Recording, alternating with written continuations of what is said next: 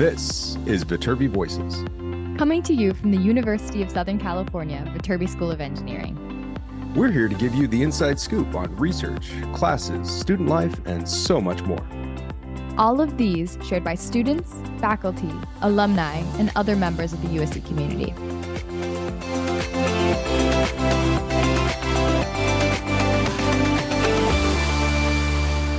Well, welcome back, everybody, to the season 8 finale episode of Viterbi Voices, the podcast. As usual, I am your co-host, one of your co-hosts. My name is Paul Ledesma, Executive Director of Undergraduate Admission here at the USC Viterbi School of Engineering. And I'm your other co-host, signing in for one last time. I'm Cameron, a senior studying computer science and business administration from Chicago, Illinois. Cameron, what's it like, man? That signing in for one last time, it's not really real till you say it, right? Yeah, it's something that you think, oh, last episode, it should be fine. But once you verbalize it for one last time, you think about like, wow, this is it. Yeah, it's. I know for you, I'm assuming, but tell me if I'm wrong. It's somewhat procedural. Like, okay, we got to do the recording. I got to do the edits. It's just another week. Here I go. Yada yada yada. But as we were talking right before we just hit the record button, it's like, all right, this is it, man. This is the last chance. Think about what you're going to say.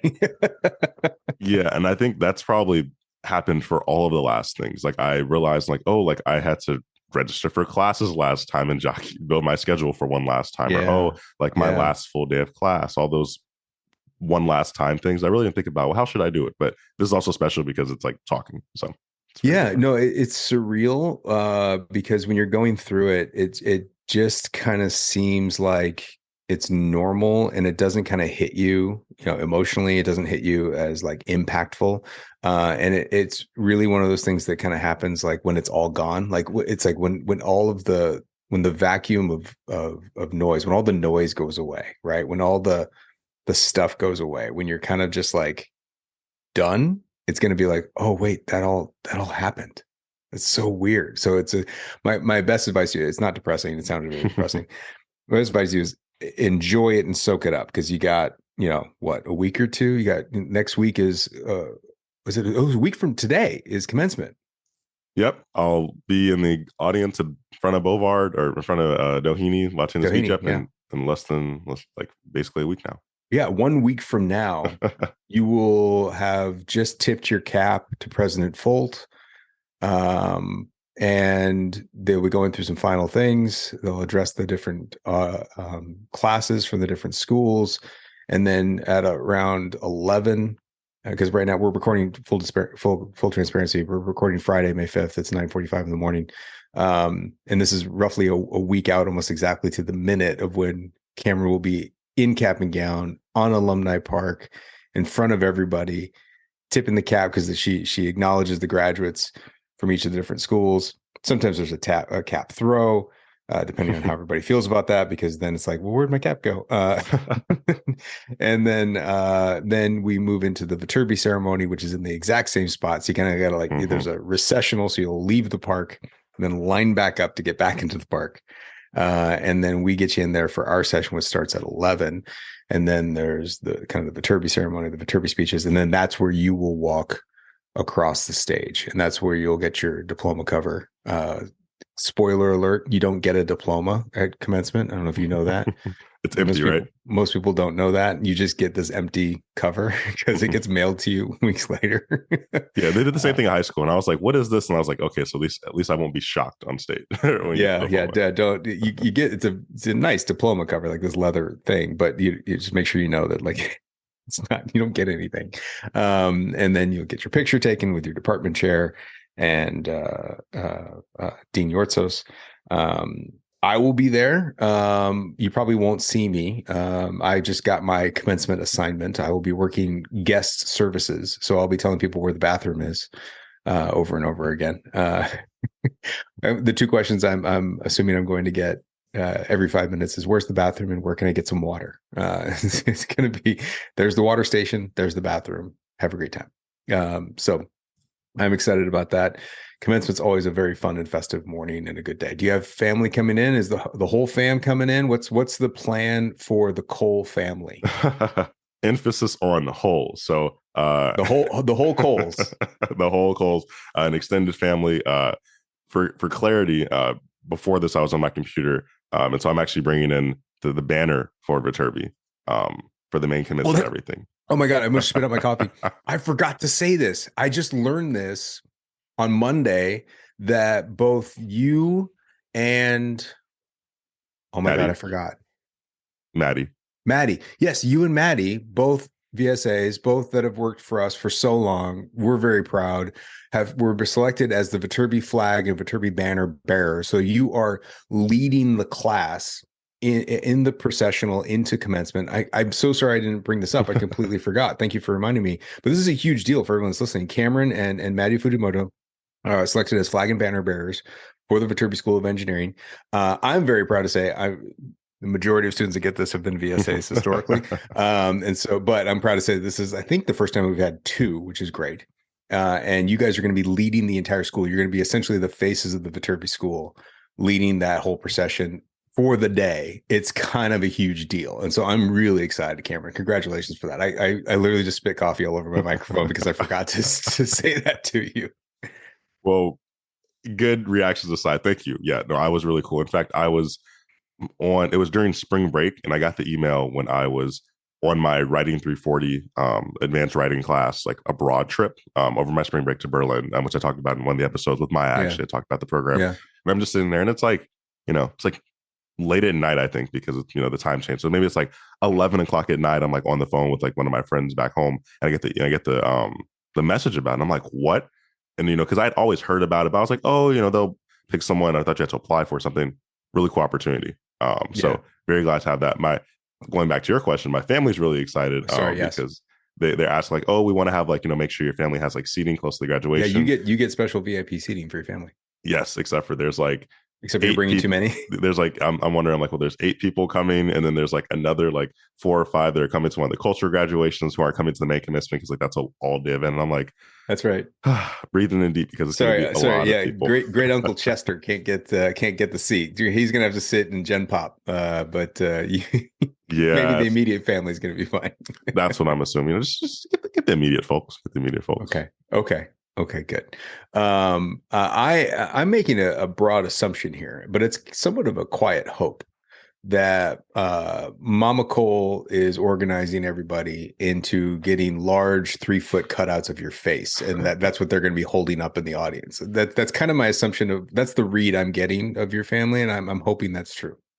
So I don't necessarily know if she'll do the cutouts, but she'll definitely be the person with like the first person with the phone, not an iPad, luckily just a phone, but she'll definitely be the one shouting through the whole ceremony. So she's that type of mom. Okay. Now, if there was a cardboard cutout, I'm not sure if she would hold it. Actually, maybe she'll probably just like hold it when I'm going across the stage, not the whole time though. But if she's listening, I'm throwing the idea out there for free: giant face cutouts of you, or at least cutouts of like a little mask, so your whole family holding it up, knowing that that's Cameron's family, because it's the best way to celebrate you is by embarrassing you, and I will jump in as well. So I hope that's the case. So there's we don't have a hard structure for today's episode, but I do want to start with kind of a where we are, where we're going, and what this means as a season finale for season 8.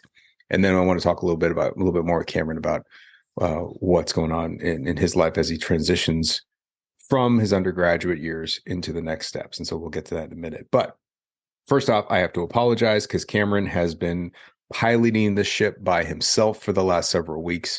Unfortunately, my schedule has just made it near impossible for me to be able to coordinate to jump in on this as much as I had wanted to. But first off, Cameron, thank you for the last couple episodes on doing it all without me. And I do appreciate you. And as I've said before, it just proves how little I actually do on this thing. So I appreciate you keeping it going and making sure it's running and the trains are running on time.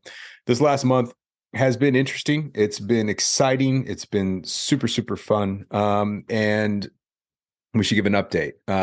So it is May 5th, as I mentioned. It's Cinco de Mayo. Yesterday was May the 4th. And so we're celebrating all non-important, non-consequential holidays around this place. But what's most important is that in this first week of May, it means that we've passed May 1st.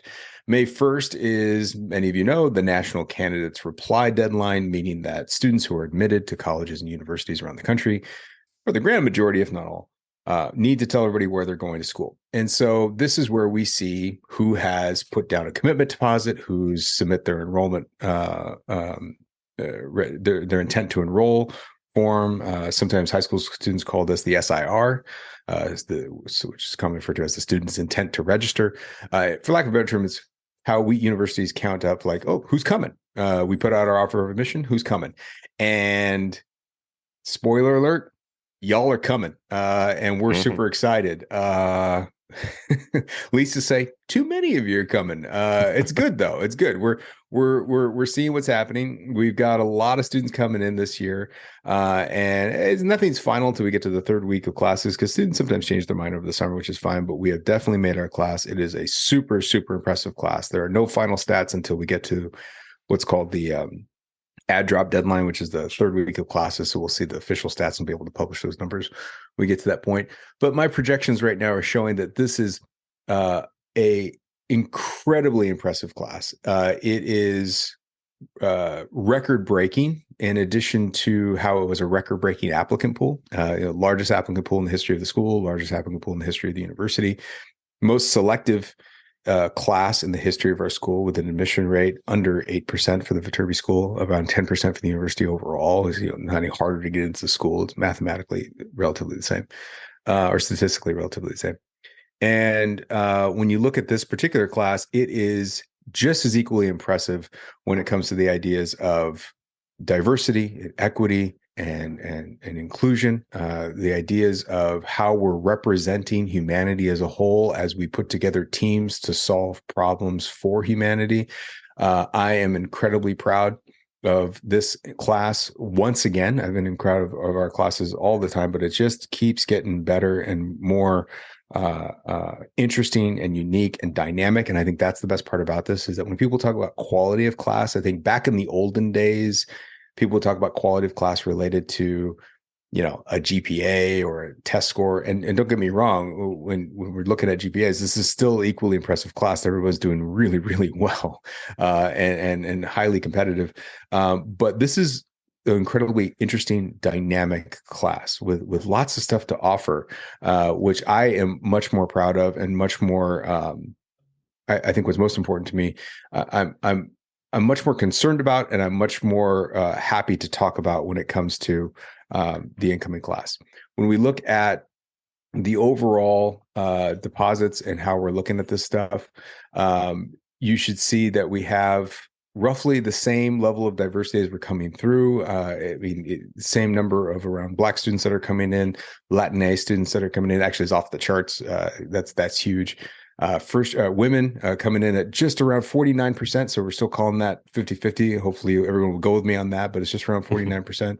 And also first generation college goers. I think this is going to, when all the dust settles, I think it's going to be a record breaking first generation college going class, first in their family to go to college. I think it's going to be close to 27%. Oh, wow. Which is huge, huge. So those are interesting numbers to me because of just how underrepresented those populations are in higher education related to engineering and computer science programs. And I'm incredibly excited to see what this class is going to do as they arrive. So if you're part of that class, we're so excited. I mean, we sent you lots of emails, let you know, and you're all signing up for orientation. If you haven't done so, sign up for orientation. Orientation is where you meet with your advisor, you register for classes, you get all set, and advisors are reaching out to you as we speak right now to start that process. And so as an admission office, we are done. We're happy, but you don't want to hear from us anymore. You do want to work with your advisor, and that's who you want to work with. So any questions moving forward about orientation should be directed to them. And you could start talking to them. You'll get emails from them specifically, so you can go through that process and go through the orientation process. Orientation is important, both the virtual idea of advisement, but also if you're able to visit campus, that is a way to get acclimated and to get a sense of what your role is here, your job is here, and also meet other students that are committed to go to this place as well. All of our admitted student events in April are all designed to help you decide whether this place you want to attend. Orientation is designed to get you acclimated and to get you started. So that's I think the most important part. That's something that we really want to make sure that we're working on with you over the summer, because you're going to get started in mid to late August with move-in days that come in. It's a whole week of process and welcome week activities, and new student convocation. We have our welcome events that happen there as well. We also have some events for parents and family members that are important to attend if you're able to. Of course, everybody's family schedule is entirely different in availability and opportunities to travel. But if you are able to, we'd love to have you. Everybody is part of our incoming family. We want to make sure that we're celebrating you all and also helping you get used to and get comfortable in your environment and help you be as home ready as you possibly can. So yay for that. We're excited.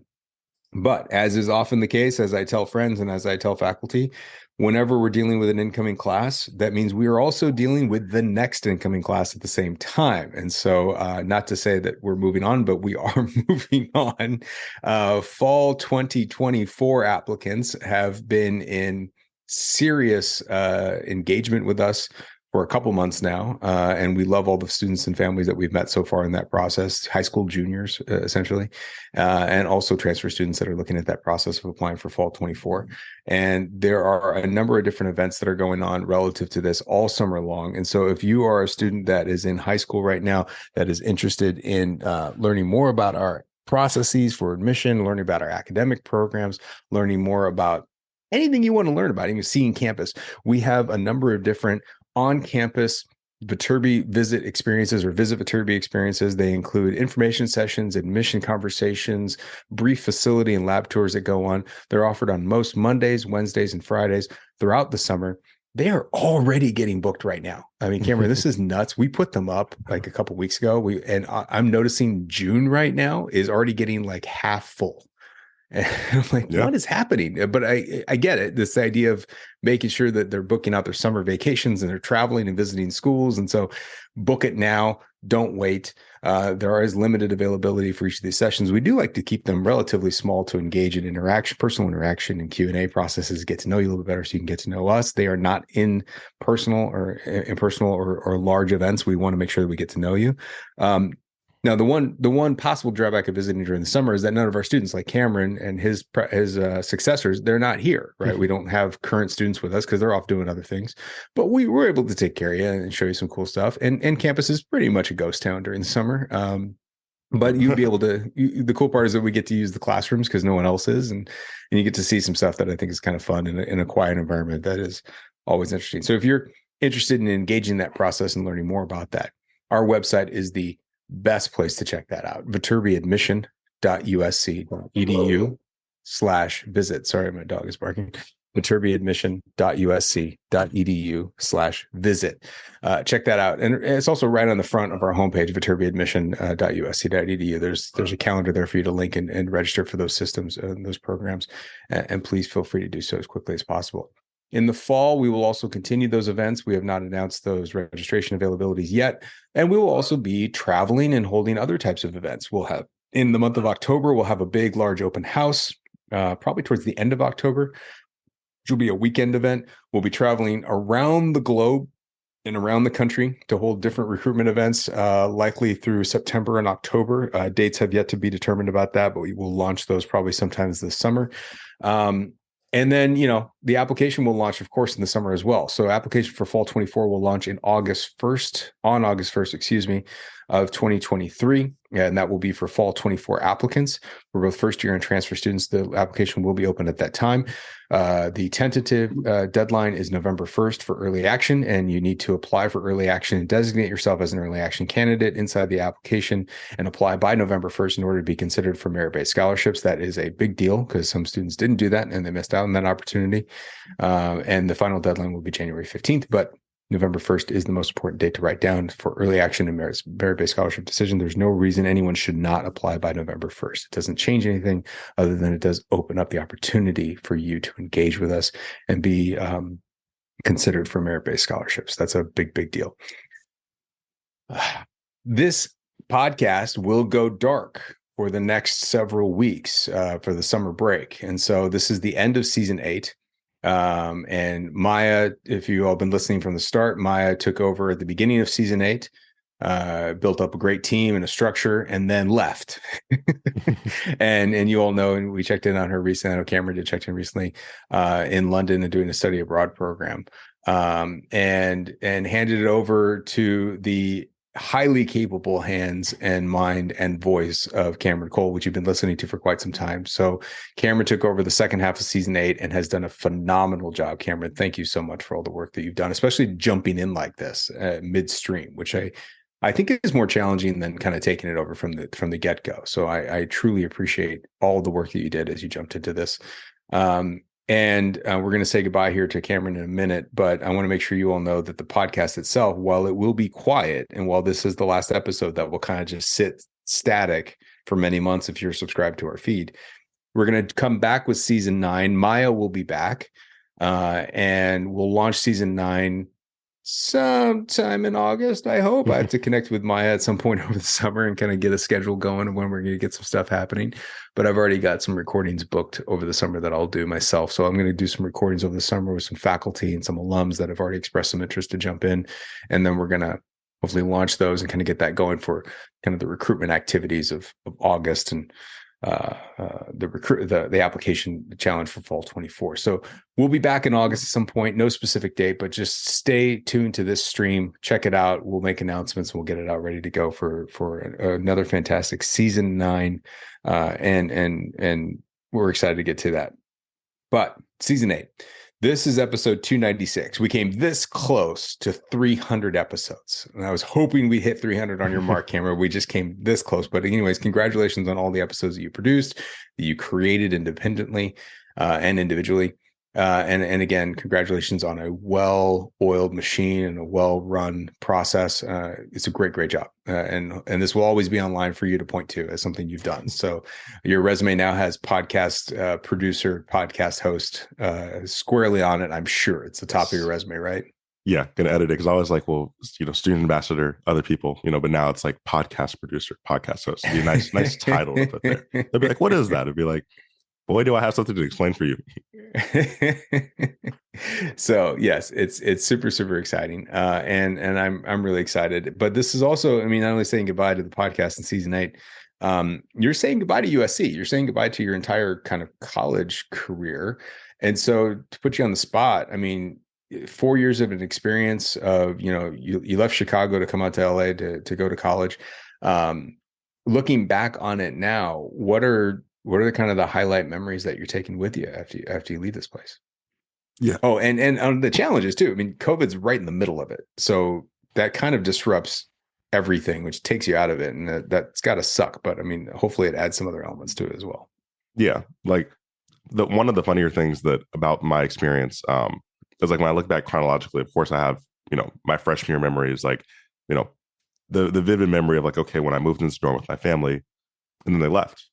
Yeah. And then, okay, I moved in. It's like, okay, and it's like, oh, well, it's like, when will I be seeing you? It's like, we don't quite know. Like, I'm assuming I'm coming home for Thanksgiving, but that's August to November. That's quite a long time.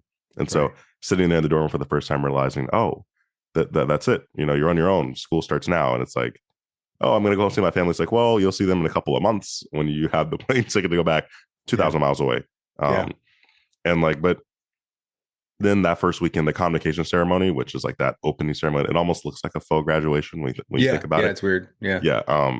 That was really cool because when you get to see so much of the school line up at the same time, and of course the engineers are some of the, the rowdy ones, like everyone was like, trying to be like, yeah, engineering, really cool, waving their fists in the air. So it was really cool.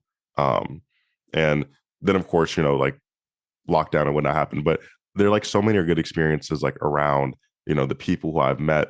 I don't know why sports was a big point of me, like, going to all the football games, like watching like the many times the USC basketball like absolutely pummeled UCLA. Like, and my freshman year, we had like a storybook ending of like the team captain, like coming back from a, down like 15 deficit to somehow win the game. And like me losing my voice, almost falling over the stands, like things like that. Just really kind of made the experience. But what I found funny is, during COVID, that was my sophomore year. And I went home for, spring 2020 and fall 2020 semester. So, we were online for, about 3 semesters in total, or just under 3 semesters, given that, that spring was half of it. But I moved back to California in spring of 2021, in January of 2021. If you're from California and you have a good memory, you will know that was the worst possible time for COVID to move back. Mm-hmm. I had to convince my parents like crazy to let me move back because they're like, why would I send my kid who's been safe at home? Yes, he had to be happy. back to school, Yeah. where this now California is the new COVID epicenter, LA is the new COVID epicenter, to try to go to school. And everyone thought they were crazy. When even once like events, then people were like, why would you do that? That's so stupid. But moving there gave me my community, brought me back to campus. And even then, like, it was, I could still see the seeds of like USC is still persevering, through all this adversity, and like the community is still strong. The Trojan network is still strong. The Trojan family is still really active. And I built my relationships, built networks, like reconnected with friends, and set me up. So by the time, we came back in the fall, people were back in person. Yes, I wouldn't say it didn't quite feel like it was if we never left, but we sure didn't want to act like we left, and we kind of picked back up. And so that kind of resilience really kind of, pervasive way off through my college story, especially with COVID. That's great. And I think you've mentioned it a few times on the podcast, but for those that may not know, you're moving to New York, right? Yep. Moving to New York, doing software engineering at Bloomberg LP. So they're kind of a financial technology company, although not in the sense of like the fancy fintech, but they do financial stuff and technology stuff, and moving out there in July. Wow. Okay. And I know you interned in New York before, correct? I have not. I thought you interned in New York. I'm sorry. Yeah. So that's my story is also very funny, because people always assume, and like, this is like very good rule of thumb, that, the job you'd like to work when you graduate, you ideally want to have an internship there. It doesn't always happen. And like, I'm a prime example of like, I'm still successful. I still have it, but I worked at Microsoft for 2 summers. One was remote, one was in Seattle, and I didn't get a return offer. And like, even though I completed my project and everything, my team had just overhired too many people. And then the recession came down. They're like, we don't have enough space. And even though, you do all the right things, you get good reviews from, your CVPs and above people, but there just wasn't space there for me. And so I had to move on, find new employment. And I always want to move to New York, at least for a little bit. I love California, but want to try something new because I have lived here for a good bit. And USC Career Center or the Viterbi Career Center really connected me, and here we are. That's great. Do you know, have you got your housing and your kind of living arrangement figured out in New York yet? No. So this is like the nerve-wracking part, because like, you're not alone. Everyone's asking, like, have you figured it out? And so I'm flying out. To add to that. It's fine. I mean, it's a reasonable thing. The New York City housing market is like one of the worst housing markets ever. It's like insanely expensive, and availability is low. I'm flying out there on June 1st, and I'm already contacting leasing agents to book in-person tours. I can also, like, there are some apartments that are available for me to like, if I wanted to look now and sign now, I could, although it's a bit too early, even in May. Like, I've reached out to places and like, it's a bit early, but also you don't want to see it, there's latent of scams, or the unit's not good, or something's broken, so flying out there June 1st to look for an apartment to start in July, and hopefully I'll be able to sign something while I'm there. Okay, man. So do you have like an ideal place because New York also has so many different areas and places of where you could live. Do you know where you want to live? Yeah. For context, my office is in Midtown East. So like, it's like on 7th and Lexington. That's like, Central Park South area. You can like probably take like a 10-minute walk, and you'll be at the Central Park Southeast corner. Now, software engineers make a good amount of money. You can look up the salary online. You can look up the salary for like all these tech companies. I work at Google. You can see how much money they make. That's still not enough money to live, at least alone, in Manhattan. And so I'm looking for, there's like East Harlem, which is like kind of near the Upper East Side. It's closest to the office, but ideally I'd want to live somewhere in downtown Brooklyn, down our Brooklyn Bridge, place under there. It's like really nice. It's, kind of feels like Manhattan part 2. It's like all of the stereotypical things you think of New York are also in that Brooklyn area. So looking for something like that. Hopefully I can find something there within my price range, because I have really, really beautiful apartments. But the main thing is just, are you close enough to a train stop, a subway stop, so you don't have to walk like 20 minutes to get to the train? Well, yeah, and also like a train that's going where you want to go to, so you don't have to keep switching too. Yeah, like for Brooklyn, I think most of the times it's one. If you're from New York, you know, like I actually like learned the metro system pretty well. So the 4, 5, and the 6 run on the stop by my office. It's an express stop, which is really great because that means it doesn't take the local stops. Yes, New Yorkers speak for the train. You can get the fast train to go there. But I don't think where I'm looking at, I don't think the 6 runs there, because I've taken the train from JFK Airport to Manhattan. Now that was like a long ride. I don't know if I'd recommend that as an out of towner. But yeah, it'd be like one transfer. I've transferred trains when I go to school in the high school, so I'm very accustomed to taking the train. So, you know, let's try to do no more than 2 transfers. That'd be ideal. 7th and Lex? Yeah, 731 Lexington. 731 Lexington. It's like a big glass dome. That's like East Village. 731 Lexington. Now, East Village is like a lot further south on that same side. We're like mapsing it now. I totally am. Oh, okay. Yeah. Okay, got it. My bad. So you're like 58th in Lex. Yeah, I don't know why. Like usually, like in Chicago, at least when you have like You have the different numbers, like that's associated with 731 that. is like, okay, well, it's seventh and the last numbers of the address. I don't know why they did that. Not from the city, but yeah, 58th in Lexington seems like Yeah, it's I don't get it either. I've been to New York, yeah, a handful of times, and but it is a place that I'm constantly trying to kind of like figure out. And people tell me where something is. I'm like, oh, I think I know where that is, and then I kind of get it right, and I kind of get it wrong. But it's that area I've stayed in, and it's very cool. I have my sister's in-laws. I don't know what that makes it to me. Are essentially Upper East Side, so they're just in that same area, like basically just up a little bit more from you, which is a walk. And so whenever I'm in New York, I see them. And you got some cool stuff there, man. I mean, like South Central Park is a fantastic place to go hang out, especially during the summer. I mean, there's gonna be some great stuff there. And, you know, I'm assuming that your new employees will have all sorts of like teams to get involved in and stuff like that, and place to hang out. So you're gonna have a great time. So I'm super jealous, and I'm very excited for you.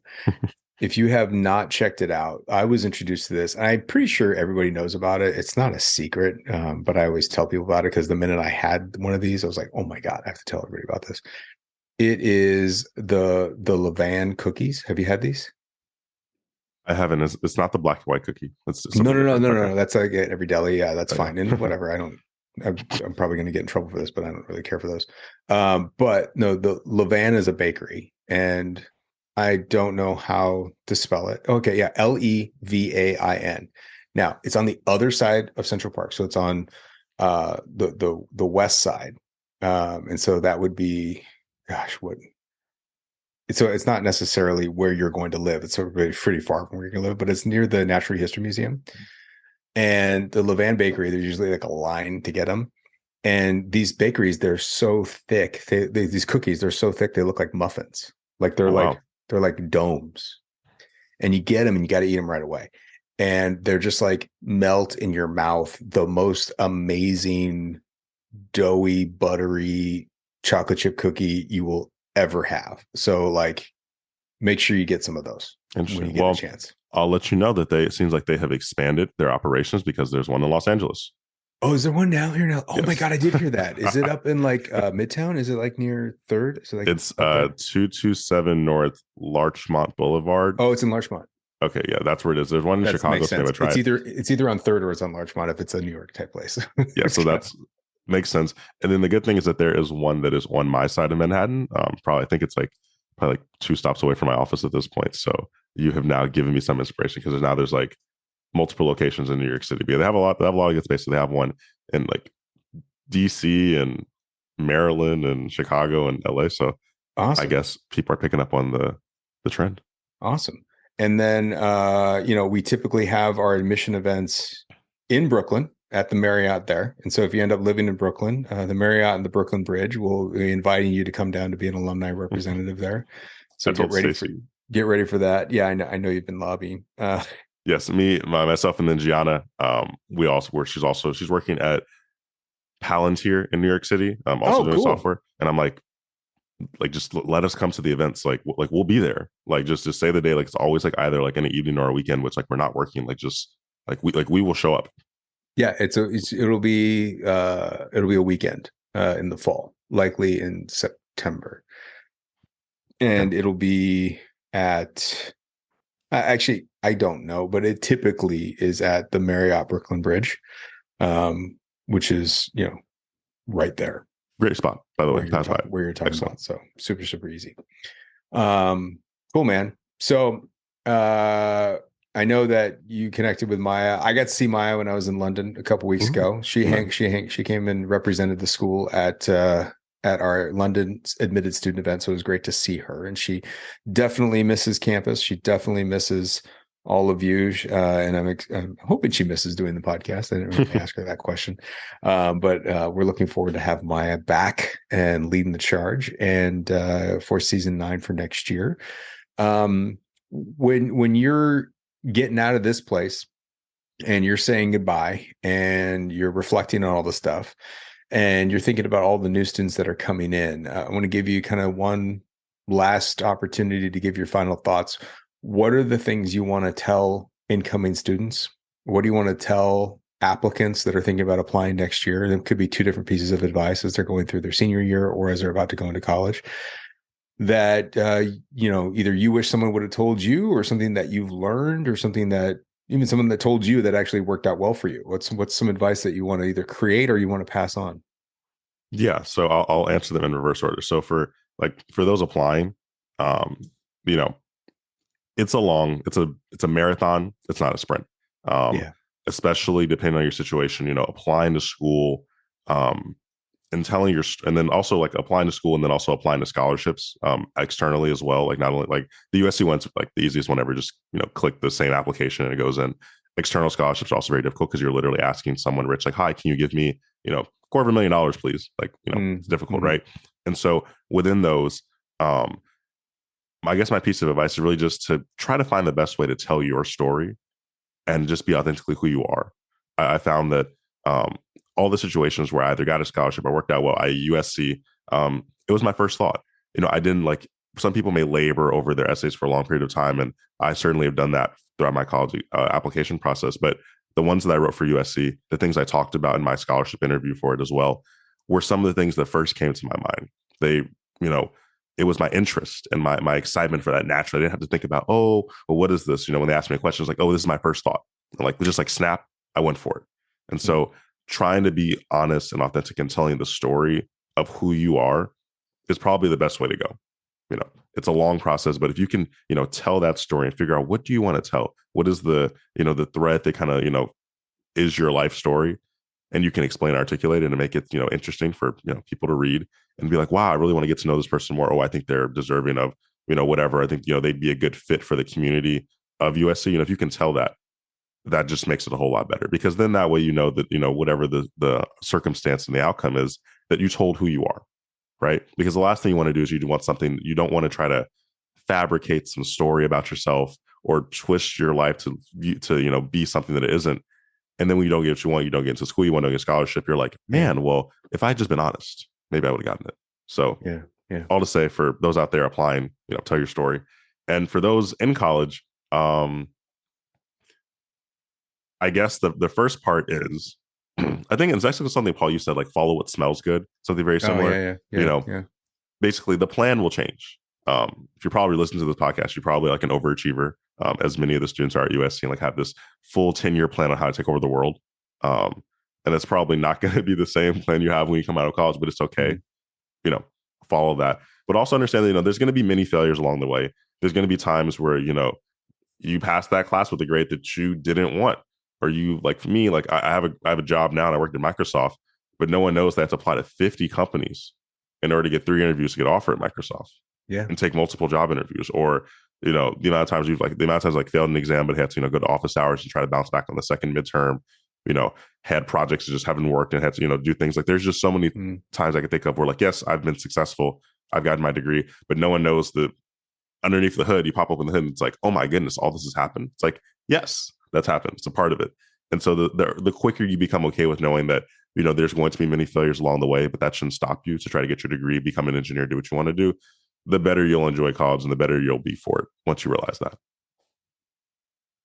Couldn't have said it better myself. And with that, those will be the final things you hear from season 8 of the Viterbi Voices podcast. Thank you all for listening. Thank you all for subscribing to the feed. Congratulations to all of our new incoming students. And we're excited to meet all of our new ones for fall 24 as well. That will be looking to visit with us over the summer and applying for next year.